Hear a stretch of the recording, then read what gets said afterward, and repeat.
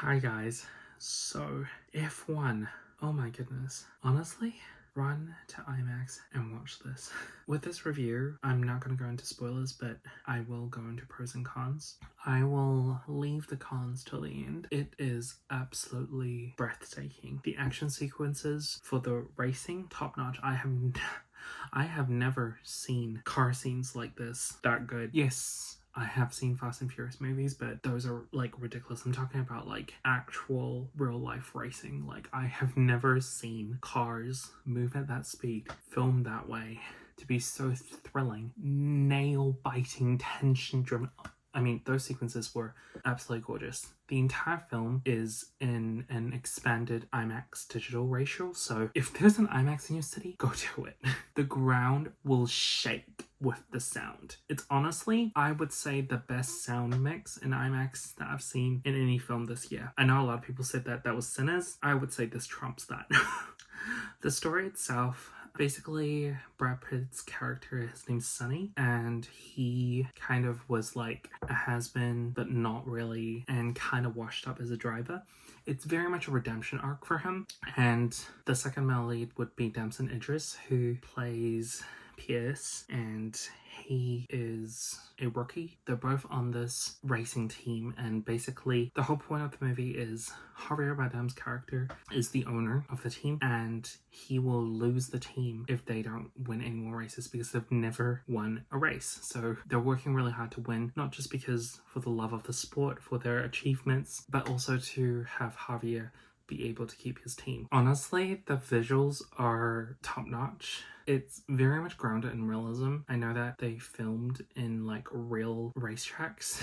At its core, I guess it is a very simple movie, but it is very effective in its job in making you care about the characters. Hans Zimmer's score is absolutely superb. I can't remember the last time the opening credits of a movie was playing and I was smiling. I was smiling during these opening credits. It was really nice. I think this movie does a great job in setting up the stakes, making you care for the characters, feeling tense, and just enjoying the racing of it all. I personally know nothing about racing. I don't really know anything about F1, so I guess there's probably a lot of Easter eggs that I missed. There is a couple of times they name drop, I think, famous races. Maybe they were in the movie as well. I didn't really recognize them. I will say though, given the fact that I am in New Zealand, I did recognize a little shot of Liam Lawson there. I know that Liam Lawson is a real life racer.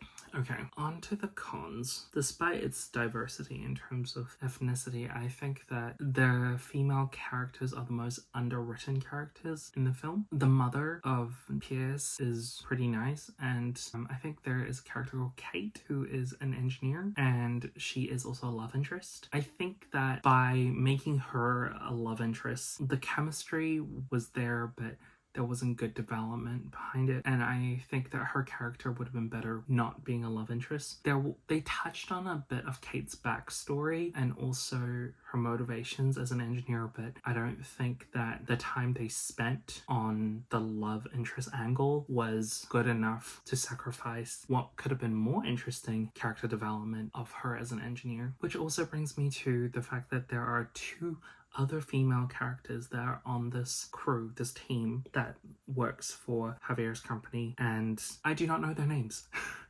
That is an issue. I watched the entire movie and they were engaging. There's this female character that works in the pit and helps like change gears, like basically help fix the car up. Do not know her name. She had quite a few scenes and is quite prominent and clearly part of the team. Do not know her name. Don't really know her character motivations. Her scenes were nice, but super underdeveloped. And there was another female character that I also do not know the name of, and I don't even understand what her work function is, but she kind of sits in front of a computer and looks at the way things are going and says racing terms that I do not understand. And she helped, and she was like really kind and nice, and she seemed like a great character, but also underdeveloped.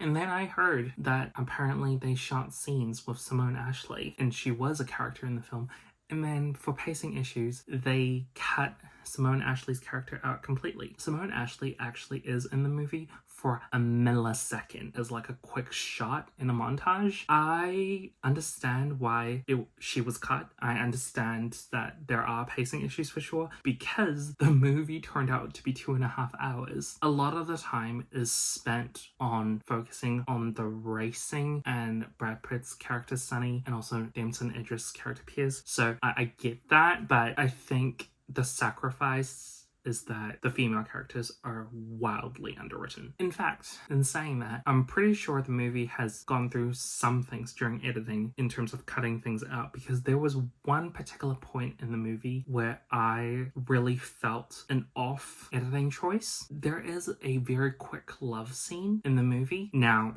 I heard that song that was played during the love scene in the soundtrack before the movie came out, and even I knew, like by hearing the song, that it was probably going to be used for the love scene. The beat basically hits exactly when I thought it would, which is the two characters kissing passionately against the wall, and then like less than 2-3 seconds later, it transitions into a fast, sped up version of the song, and then very quickly transitions into another song in a club scene. So basically the transition of the love scene into the club scene was so jarring that it took me out of the movie because it wasn't organic. And I think that there were a few moments in the film where clearly montages were used or musical cues were used to try to edit it down and cut things out and move from one thing to the other that kind of rushed it. I'm not a professional film editor myself. I don't know how else to cut it down, but I do think that the editing was jarring at times for the movie. In saying that, all round up, I think this movie honestly belongs in the summer blockbuster pantheon. It is epic.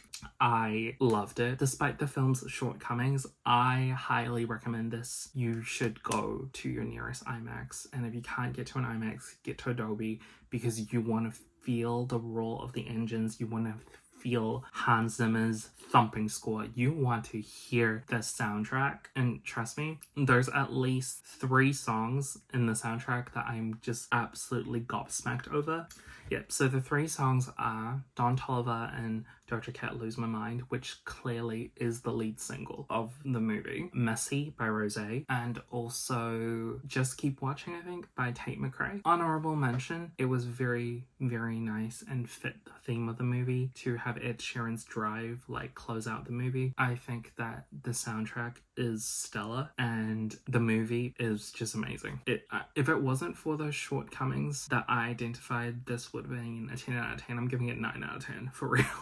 Do yourself a favor and go watch this movie. Okay, I hope I didn't give away too much, and I hope you enjoy the movie, and until next time, bye guys. Thank you so much for watching. So you can check out some more videos right now, right there. Do you see them? Also, if you haven't subscribed already, make sure you click the subscribe button and turn on the notification bell so you won't miss a single video. Bye!